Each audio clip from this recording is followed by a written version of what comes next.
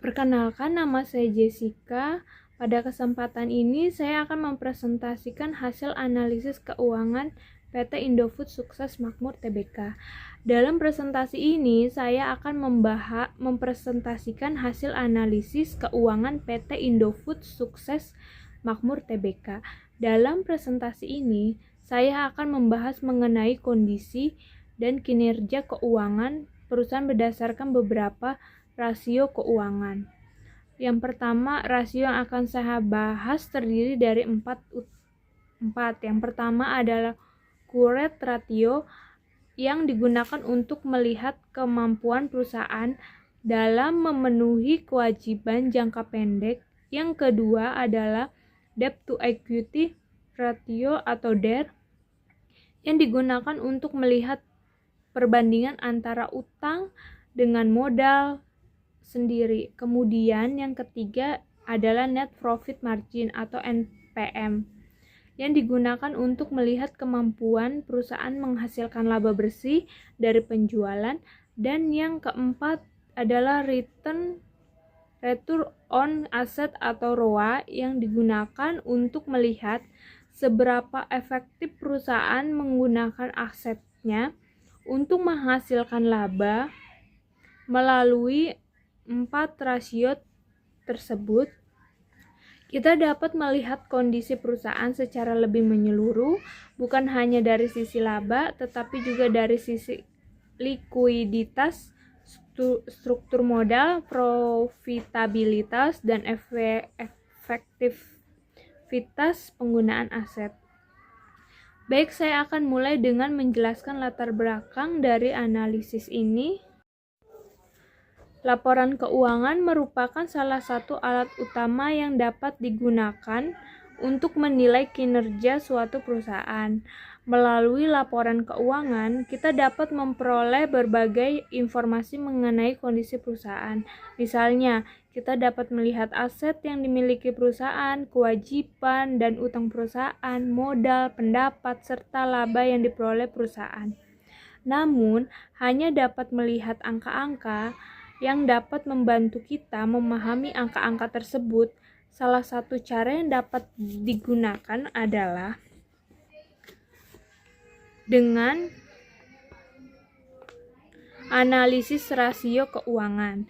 Dengan menggunakan rasio keuangan, informasi yang ada di dalam laporan keuangan dapat dibandingkan dan dianalisis sehingga memberikan gambaran yang lebih jelas mengenai kondisi perusahaan.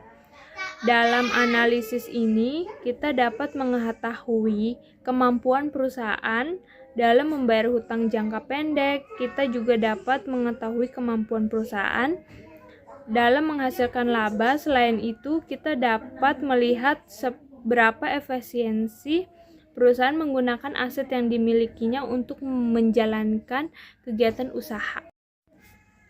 Tujuan selanjutnya adalah tujuan dari analisis laporan keuangan yang dilakukan. Tujuan pertama adalah mengetahui kondisi keuangan perusahaan.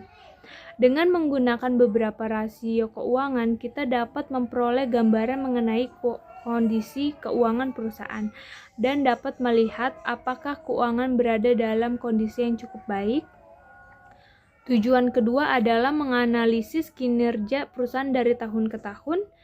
Hal penting ini karena kondisi perusahaan tidak hanya dapat dilihat dari satu periode saja.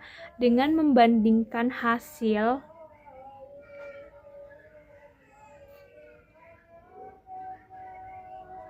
dari beberapa tahun, kita dapat melihat arah perkembangan kinerja perusahaan. Apakah mengalami peningkatan, stabil, atau justru mengalami penurunan. Kemudian tujuan yang ketiga adalah memberikan gambaran apakah perusahaan mengalami peningkatan atau penurunan kinerja. Jadi hasil analisis nantinya dapat digunakan untuk melihat bagaimana yang sudah baik dan bagaimana yang masih perlu mendapatkan perhatian. Setelah mengetahui tujuan analisis, selanjutnya kita masuk ke rasio yang pertama, yaitu current current ratio. Current ratio merupakan rasio yang digunakan untuk mengukur kemampuan perusahaan dalam memenuhi kewajiban jangka pendeknya. Sederhananya, current ratio membandingkan antara aset lancar yang dimiliki perusahaan dengan kewajiban lancar. Aset lancar merupakan aset yang relatif dapat digunakan untuk konversi kas atau dikonversikan menjadi kas dalam waktu yang relatif singkat. Sedangkan kewajiban lancar merupakan kewajiban yang harus dibayar oleh perusahaan dalam jangka pendek. Mengapa current ratio penting? Karena perusahaan tidak hanya harus mampu menghasilkan laba, tetapi juga harus mampu memenuhi kewajiban yang sudah jatuh tempo. Misal, perusahaan memiliki kewajiban kepada pemasok atau kewajiban jangka pendek lainnya, perusahaan harus memiliki aset lancar yang cukup agar kewajiban tersebut dapat dipenuhi. Secara umum, semakin tinggi current ratio, semakin besar kemampuan perusahaan dalam memenuhi kewajiban jangka pendeknya. Namun, kita perlu mengetahui rasio tersebut secara hati-hati. Rasio yang tinggi tidak selalu berarti kondisi perusahaan pasti lebih baik. Karena perusahaan juga harus mampu menggunakan aset lancarnya secara efektif. Oleh karena itu, dalam analisis ini kita hanya melihat besar kecilnya rasio current ratio, tetapi juga melihat bagaimana perubahan rasio tersebut dari tahun ke tahun. Sekarang kita masuk ke grafik current ratio. Berdasarkan gambar grafik yang terdapat pada slide ini, dapat dilihat bahwa current ratio mengalami penurunan. Pada tahun 2021, current ratio berada pada angka 1,73. Kemudian pada periode berikutnya menjadi penurunan sehingga menjadi 1,55 pada tahun 2023. Jadi, kalau kita melihat perubahannya, terdapat penurunan dari 1,73 menjadi 1,55. Apa arti dari kondisi tersebut? Penurunan ini menunjukkan bahwa tingkat likuiditas perusahaan mengalami penurunan. Dengan kata lain, perbandingan antara aset lancar yang dimiliki perusahaan dengan kewajiban lancarnya menjadi lebih kecil dibandingkan sebelumnya. Namun, ada hal yang perlu kita perhatikan. Meskipun mengalami penurunan, nilai current ratio masih berada di atas angka 1. Artinya, secara umum, aset lancar perusahaan masih lebih besar dibanding dengan kewajiban kelancarannya. Sehingga perusahaan masih tergolong mampu memenuhi kewajiban jangka pendeknya. Jadi, jika kita tidak langsung mengatakan bahwa perusahaan berada dalam kondisi buruk hanya karena current ratio mengalami penurunan, yang perlu diperhatikan adalah adanya tren penurunan.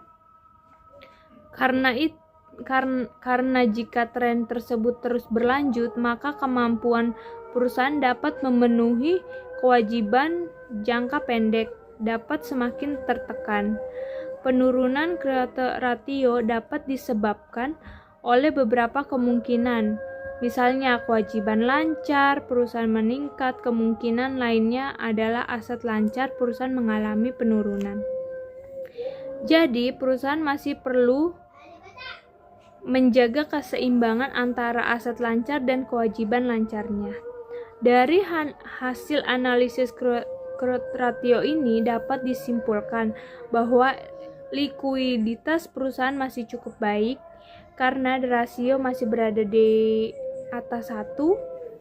Namun penurunan dari 1,73 menjadi 1,55 tetap perlu menjadi perhatian perusahaan agar kemampuan memenuhi kewajiban jangka pendek tetap terjaga. Selanjutnya, kita akan melihat bagaimana kondisi struktur modal perusahaan melalui debt to equity ratio atau DER. Selanjutnya ke debt to equity ratio atau DER. Digunakan untuk mengukur seberapa besar perusahaan menggunakan utang dibandingkan dengan modal sendiri. Rasio ini penting karena dapat menunjukkan bagaimana perusahaan membiayai kegiatan usahanya.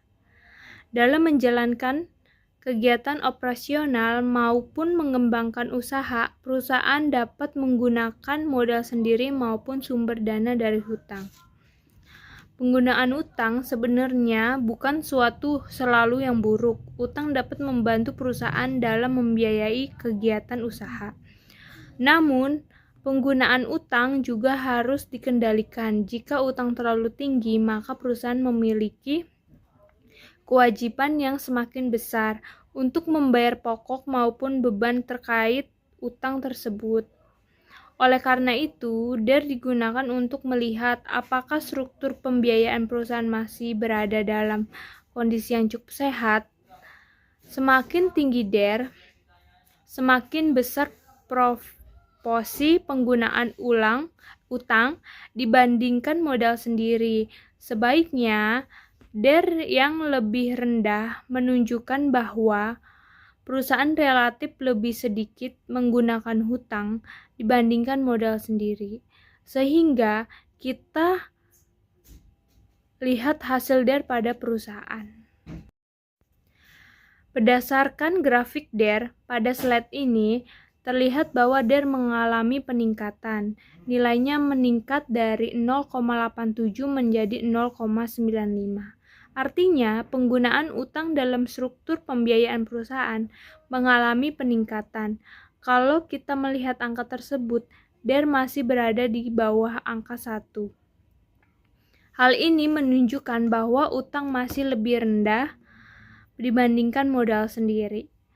Dengan demikian, struktur modal perusahaan masih dapat dilakukan cukup sehat dan belum menunjukkan penggunaan utang yang terlalu tinggi. Namun, sama seperti current ratio tadi, kita perlu memperhatikan arah perubahannya. DER yang meningkatkan berarti perusahaan semakin banyak menggunakan utang dalam pembiayaannya. Jika peningkatan tersebut terjadi, perusahaan perlu memastikan bahwa kemampuan menghasilkan laba dan kas juga mampu mendukung kewajiban yang semakin besar. Jadi, penggunaan hutang harus tetap disesuaikan dengan kemampuan perusahaan. Dari analisis DER ini dapat disimpulkan bahwa kondisi struktur modal perusahaan masih relatif aman. Namun, adanya peningkatan dari 0,87 menjadi 0,95 menunjukkan bahwa penggunaan utang perlu dikontrol agar tidak meningkatkan terlalu tinggi pada periode berikutnya.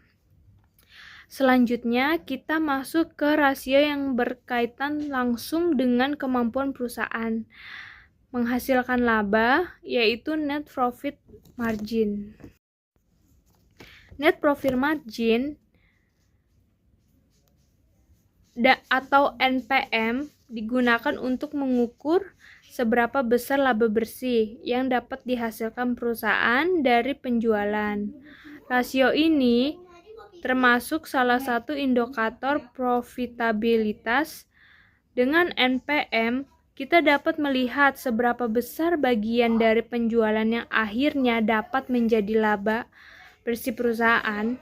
Semakin tinggi NPM, secara umum semakin baik kemampuan perusahaan dalam menghasilkan keuntungan dari penjualannya.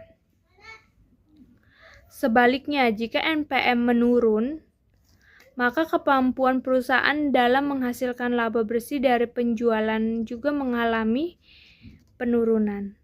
Rasio ini penting karena perusahaan tidak cukup hanya memiliki penjualan yang besar. Penjualan tersebut harus dapat menghasilkan laba setelah dikurangi berbagai biaya atau beban. Karena itu, NPM dapat memberikan gambaran mengenai seberapa efektif perusahaan dalam mengelola penjualan dan biaya sehingga menghasilkan laba bersih. Sekarang kita lihat perubahan NPM berdasarkan grafik.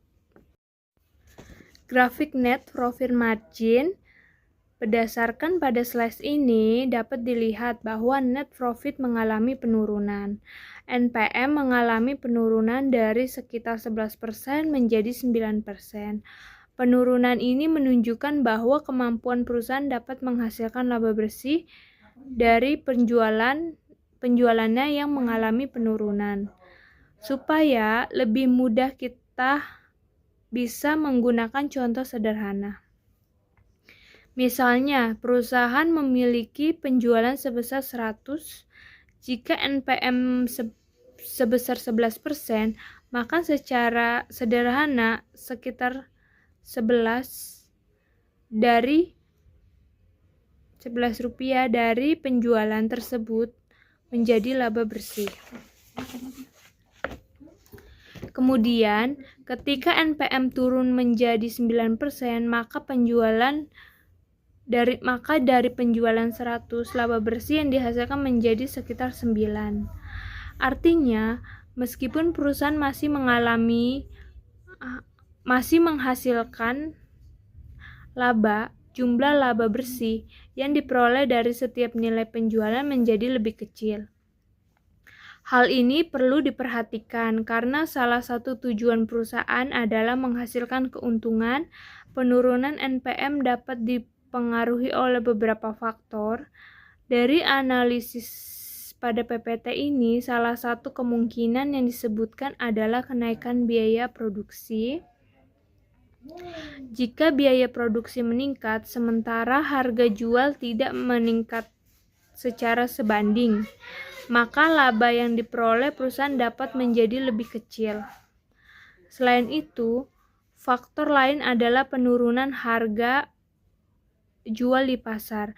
Jika harga jual turun, sementara biaya perusahaan relatif tetap atau meningkat, maka margin keuntungan juga dapat mengalami tekanan. Oleh karena itu, perusahaan perlu memperhatikan efisiensi biaya dan strategi harga. Perusahaan harus berusaha menjaga agar meningkatkan biaya tidak mempengaruhi laba secara berlebihan.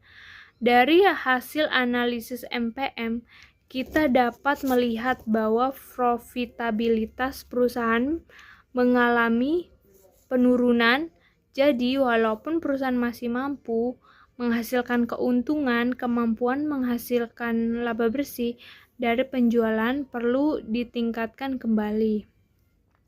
Selanjutnya, kita akan melihat ROA untuk mengetahui bagaimana aktivitas penggunaan aset perusahaan. Return on asset atau ROA digunakan untuk mengukur efektivitas perusahaan dalam menggunakan aset untuk menghasilkan laba. Rasio ini membantu kita melihat seberapa baik perusahaan memanfaatkan seluruh aset yang dimilikinya. Perusahaan tentu memiliki berbagai aset yang digunakan untuk mendukung kegiatan usaha. Aset tersebut seharusnya dapat digunakan secara produktif untuk menghasilkan pendapatan dan laba. Semakin tinggi ROA secara umum menunjukkan bahwa perusahaan semakin efektif dalam menggunakan asetnya untuk menghasilkan laba. Sebaiknya, apabila ROA mengalami penurunan, hal tersebut dapat menunjukkan bahwa efektivitas penggunaan aset mengalami penurunan. Oleh karena itu, ROA menjadi penting untuk melihat apakah aset yang dimiliki perusahaan sudah dimanfaatkan secara optimal. Sekarang kita lihat bagaimana perubahan ROA pada grafik. Berdasarkan grafik pada slide ini, ROA mengalami penurunan. ROA turun dari sekitar 6,5% menjadi 5,8%. Artinya efektivitas penggunaan aset perusahaan dalam menghasilkan laba mengalami penurunan. Perusahaan masih mampu menghasilkan laba dari aset yang dimiliki, namun tingkat pengembaliannya yang dihasilkan dari aset tersebut menjadi lebih rendah dibandingkan periode sebelumnya. Hal ini menunjukkan bahwa perusahaan mungkin belum optimal dalam memanfaatkan aset yang dimilikinya. Karena itu, perusahaan perlu mengevaluasi penggunaan aset tersebut.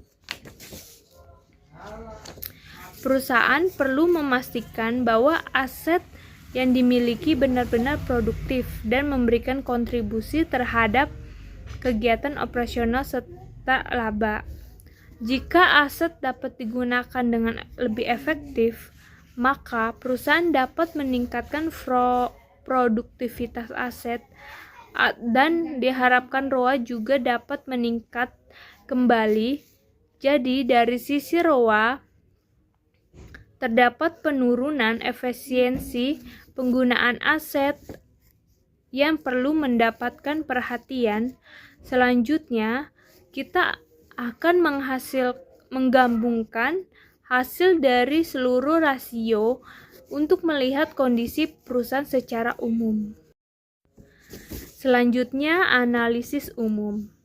Setelah membaca current ratio, DER, net profit margin, dan ROA, sekarang kita dapat melihat kondisi perusahaan secara keseluruhan. Jika kita perlihatkan hasil dari seluruh rasio, terdapat beberapa pola yang cukup jelas. Yang pertama, dari sisi likuiditas, current ratio mengalami penurunan. Current ratio turun dari 1,73 menjadi 1,55. Walaupun mengalami penurunan, nilainya masih berada di atas 1, sehingga perusahaan masih tergolong mampu memenuhi kewajiban jangka pendeknya. Kedua, dari sisi struktur modal, DER mengalami peningkatan. DER meningkatkan dari 0,87 menjadi 0,95. Hal ini menunjukkan adanya peningkatan penggunaan utang dalam pembiayaan perusahaan. Walaupun masih berada di bawah 1, peningkatan tersebut perlu dikontrol agar penggunaan utang tidak menjadi terlalu tinggi. Yang ketiga, dari sisi profitabilitas, net profit margin mengalami penurunan. MPM turun dari 11% menjadi 9%.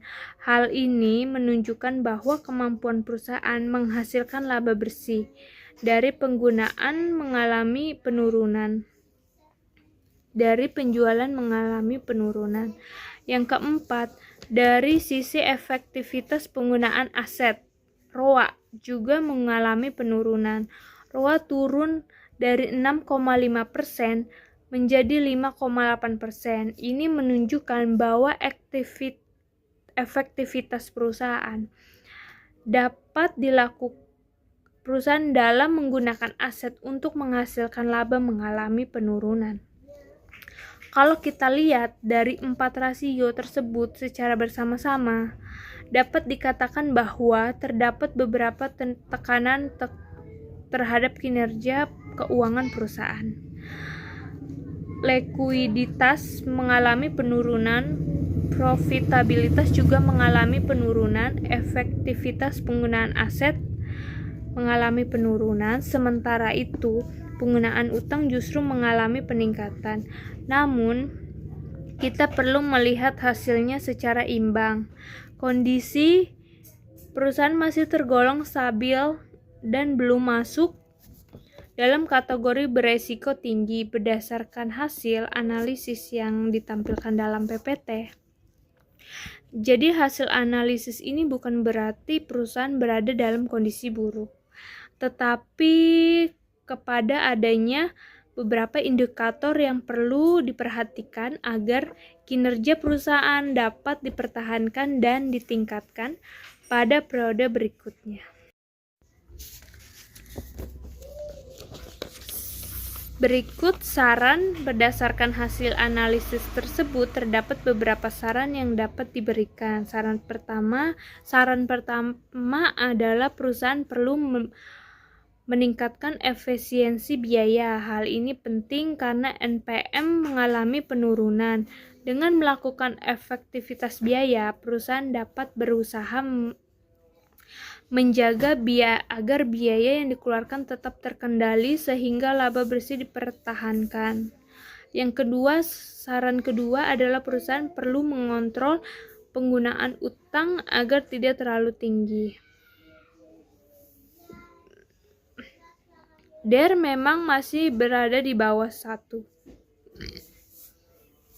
Tetapi terdapat peningkatan 0,87 menjadi 0,95. Oleh karena itu, penggunaan utang perlu disesuaikan dengan kemampuan perusahaan dapat menghasilkan keuntungan dan memenuhi kewajibannya.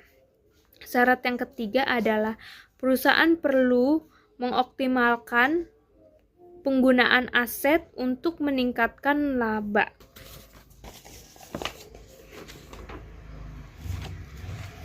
Hal ini berkaitan dengan penurunan ROA. Aset yang dimiliki perusahaan harus dimanfaatkan sebaik mungkin agar dapat memberikan kontribusi yang lebih besar terhadap kegiatan operasional dan laba. Selain itu, perusahaan juga perlu mempertahankan kemampuan likuiditasnya. Karena Q-rate ratio mengalami penurunan, perusahaan perlu menjaga agar aset lancar tetap memadai untuk memenuhi kewajiban jangka pendek. Dengan demikian, perusahaan dapat menjaga keseimbangan antara likuiditas, penggunaan utang, profitabilitas, dan efektivitas aset. Sebagai kesimpulan, berdasarkan hasil analisis laporan keuangan, PT Indofood Sukses Makmur Tbk masih berada dalam kondisi keuangan yang cukup baik. Namun terdapat beberapa tren penurunan yang perlu diperhatikan. Q-rate ratio mengalami penurunan dari 1,73 menjadi 1,55. Hal ini menunjukkan bahwa likuiditas perusahaan mengalami penurunan. Walaupun perusahaan masih tergolong mampu memenuhi kewajiban jangka pendeknya, kemudian DER mengalami peningkatan 0,87 menjadi 0,95.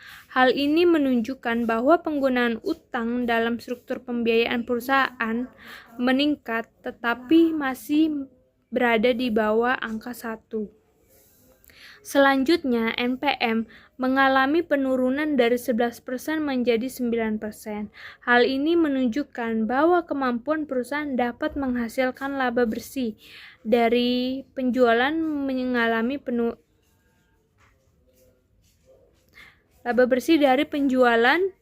mengalami penurunan. Kemudian, ROA juga mengalami penurunan dari 6,5% menjadi 5,8%.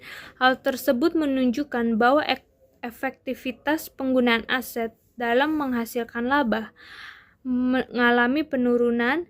Jadi, secara keseluruhan, kondisi perusahaan masih cukup baik dan stabil.